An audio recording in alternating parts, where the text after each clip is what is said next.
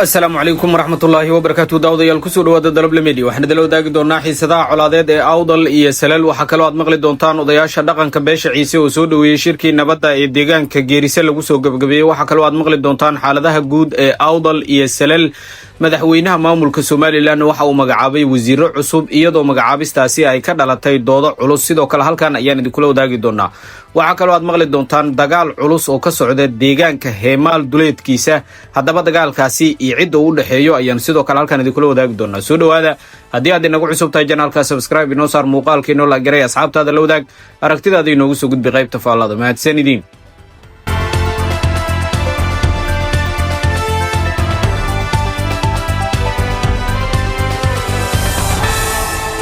gobolada Awdal iyo Salal ayaa muddooyinkii u dambeeyay wajahayay xaalado isugu jira xiisado colaadeed, dhaqdhaqaaqyo ciidan iyo dadaalo nabadeed oo ay hormuud u yihiin odayaasha dhaqanka. dhinaca kale isbedelo siyaasadeed ayaa ka dhacay maamulka Soomaaliland, gaar ahaan magacaabista wasiiro cusub ayaa sii kordhiyay doodaha bulshada iyo falanqaynta siyaasadda. warbixintan waxaa si qoto dheer ugu eegaynaa xiisadaha colaadeed ee Awdal iyo Salal, doorka odayaasha dhaqanka beesha Ciise, shirkii nabadeed ee Gaarisa iyo xaaladda guud ee gobolada Awdal iyo Salal. magacaabista wasiiro cusub iyo saameynta ay leedahay ayaan sidoo kale halkan ku wada falanqayn doonaa. gobolada Awdal iyo Salal waxay muddooyinkii dambe noqdeen meelaha ugu nugul ee dhinaca amniga, iyadoo ay jiraan isku dhacyo beeleed oo soo noqnoqday, dhaqdhaqaaqyo ciidan oo kordhay, eedeymo la xiriira dhinac qaadasho gaar ah. xiisadahaas waxaa sababay arrimo dhowr ah. khilaaf dhuleed ayaa ugu horeeya oo beelaha dega goboladan ayaa isku haya dhul daaqsimeedyo iyo sidoo kale deegaano istaraatiiji ah, taasoo dhalisay isku horimaadyo culus. kalsooni darro siyaasadeed ayaa sidoo kale jirta oo qaar ka mid ah bulshada gaar ahaan beesha Ciise ayaa muujisay cabashooyin ku saabsan cadaalad darro, ka maqnaashaha awood qaybsiga iyo sidoo kale eedeymo la xiriira in la takoorayo. dhaqdhaqaaqyo ciidan ayaa sidoo kale jira oo waxaa si joogta ah loo arkayaa gaadiid dagaal oo la geeyey deegaanada, ciidamo isku hor fadhiya meelo dhowr ah, hub urursi ayaa laga dareemayaa deegaanada qaarkood. arrimahan ayaa sare u qaaday cabsi laga qabo in xaaladdu isu beddesho dagaal ballaaran. odayaasha dhaqanka ee beesha Ciise ayaa waxa ay ka hadleen doorkooda nabadeed, waxaana odayaasha dhaqanka ee beeshaasi ay door muhiim ah ka qaateen dejinta xiisadda. waxay ku baaqeen in colaadda la joojiyo, dhiirigelin wada hadal la sameeyo, sidoo kale ka shaqeeyaan isu soo dhowaanshaha beelaha. go'aankooda ugu muhiimsan wuxuu ahaa in la taageero shir nabadeed oo lagu qabtay deegaanka Geerisa.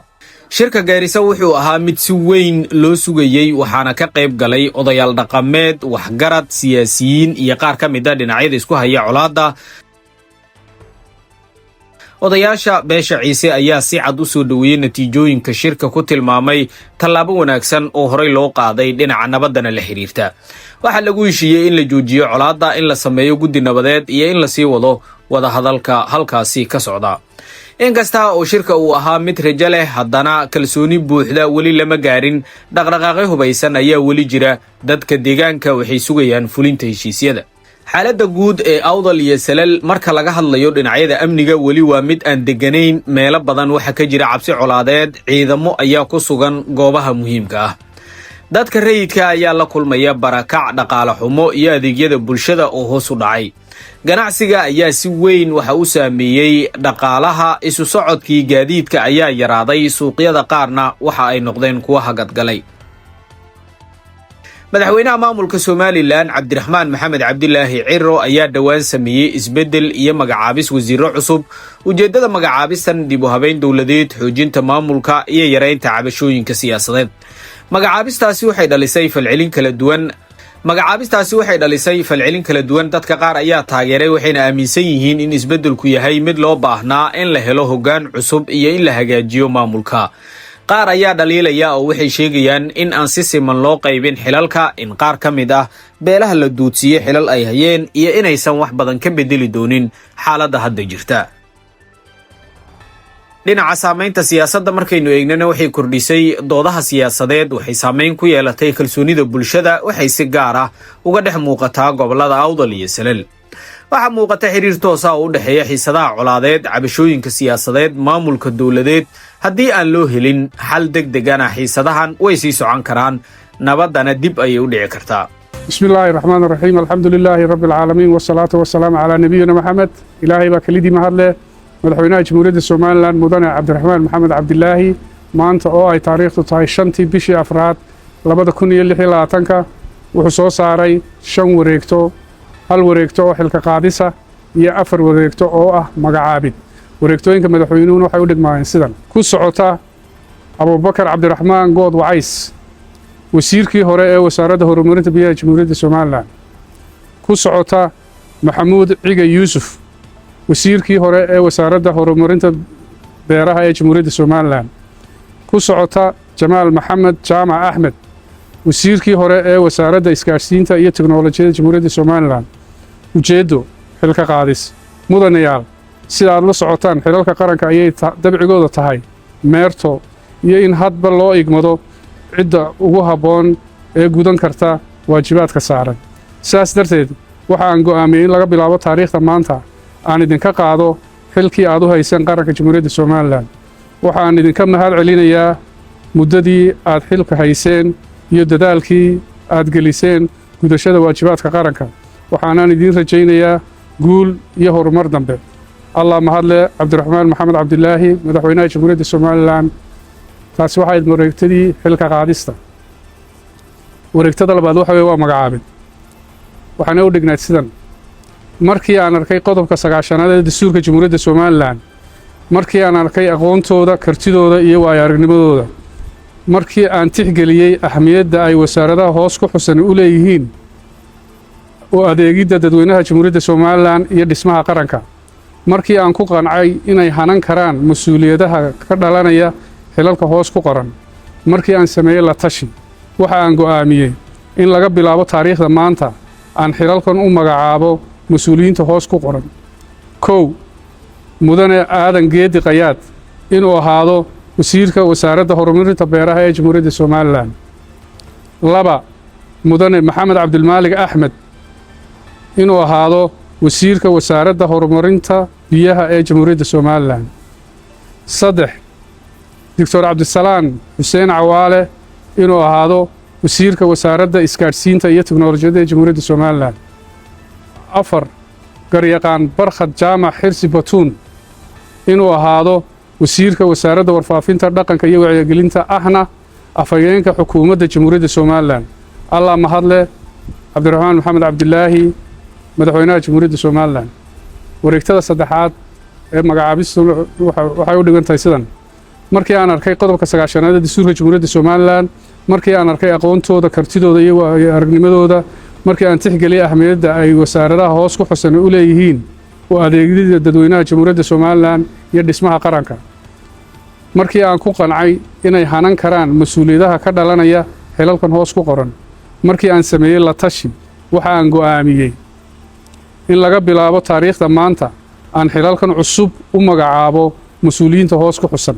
1. mudane Mukhtaar Xaaji Maxamuud Faarax oo ahaa wasiir ku-xigeenkii hore ee wasaaradda horumarinta beeraha Jamhuuriyadda Soomaaliland inuu noqdo wasiir ku-xigeenka cusub ee wasaaradda horumarinta biyaha Jamhuuriyadda Soomaaliland. 2. injineer Maxamed Cilmi Xuseen Huuno oo ahaa wasiir ku-xigeenkii hore ee wasaaradda maalgashiga iyo warshadaha inuu noqdo wasiir ku-xigeenka wasaaradda shaqada, arrimaha bulshada iyo qoyska ee Jamhuuriyadda Soomaaliland. 3. mudane Maxamed Muuse Xaaji Cabdi Galeydh oo ahaa wasiir ku-xigeenkii hore ee wasaaradda shaqada, arrimaha bulshada iyo qoyska inuu ahaado wasiir ku-xigeenka cusub ee wasaaradda waxbarashada, barbaarinta iyo sayniska ee Jamhuuriyadda Soomaaliland. 4. mudane Maxamed Yuusuf Ibraahim Faacuul oo ahaa wasiiru dowlihii hore ee wasaaradda waxbarashada, barbaarinta iyo sayniska in laga bilaabo taariikhda maanta uu ahaado wasiir ku-xigeenka cusub ee wasaaradda maalgashiga iyo warshadaha ee Jamhuuriyadda Soomaaliland.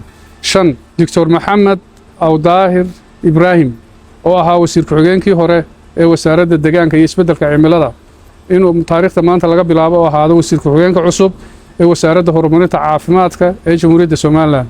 6.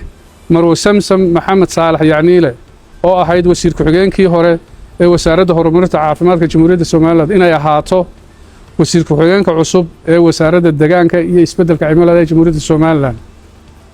7.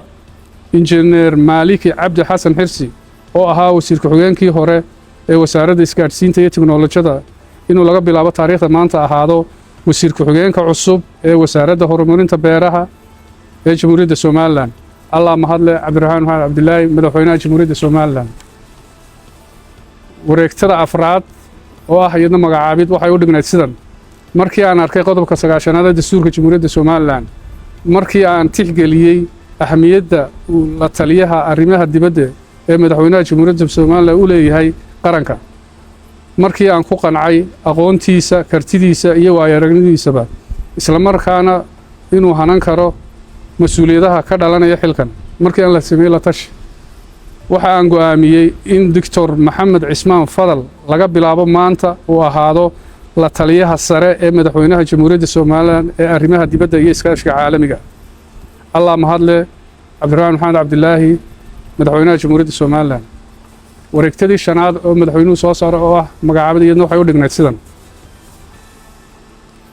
markii aan arkay qodobka 9aad ee dastuurka jamhuuriyadda Somaliland, markii aan arkay qodobka 3aad ee wax ka beddelka iyo kaabista xeerka nidaamka ururada iyo asxaabta siyaasadda xeer lambar 14/2011, markii aan arkay in xubintii hore ay bannaysay jagada kadib geeri ku timid, markii aan ku qancay aqoontiisa, kartidiisa iyo waayo-aragnimadiisa, isla markaana uu hanan karo mas'uuliyadaha ka dhalanaya xilkan, waxa aan go'aamiyey in laga bilaabo taariikhda maanta aan u magacaabo mudane Khadar Xaaji Yuusuf Cabdilaahi inuu noqdo xubin ka mid ah guddida diiwaangelinta ururada siyaasadda iyo ansixinta asxaabta qaranka ee jamhuuriyadda Somaliland.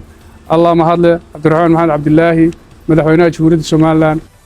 guud ahaan saaxiibayaal warbixinteena inta ayaan kusoo koobaynaa. waxaan idinka codsanaynaa haddii aad inagu cusub tahay inaad channelka subscribe inoo saarto, muuqaalka inoo la garayso, asxaabtaada la wadaagto, aragtidaadana aad inoogu soo gudbisa qaybta faallada. mahadsanidin.